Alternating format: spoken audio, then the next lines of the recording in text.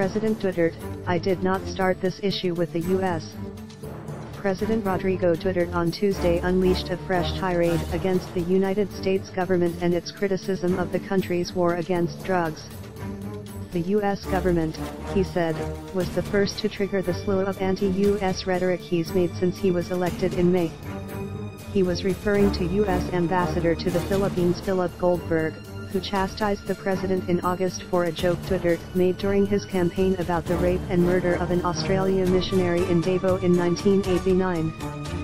Duterte, who still enjoys popular support in the country despite his curses and incendiary comments, lamented how the United States and the European Union work to threaten him with human rights violations because of alleged extrajudicial killings tied to the government's anti-drug campaign.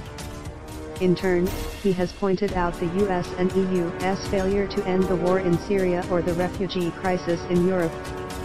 The Philippine National Police on Tuesday said that 1,714 drug personalities have been killed, and 750,000 drug dependents and drug pushers have surrendered, based on reports from police operations in the war against drugs. On Monday, a high-ranking U.S. State Department official visiting Manila expressed concern over Duterte's string of controversial remarks and the loss of life in the drug war. The succession of controversial statements and comments, and a real climate of uncertainty about the Philippines' intentions has created consternation in a number of countries. Not only in mine, and not only among governments, said U.S. Assistant Secretary of State for East Asian and Pacific Affairs Daniel Russell. Your friends are also concerned about the loss of life in connection to narcotics campaign. Now, we strongly support the efforts against the war of drugs, Russell said, as he reiterated the importance that we place and that others place on due process and respect for the rights of citizens.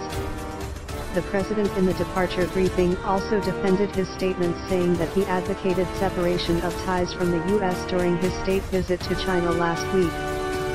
He was merely following the Philippine Constitution,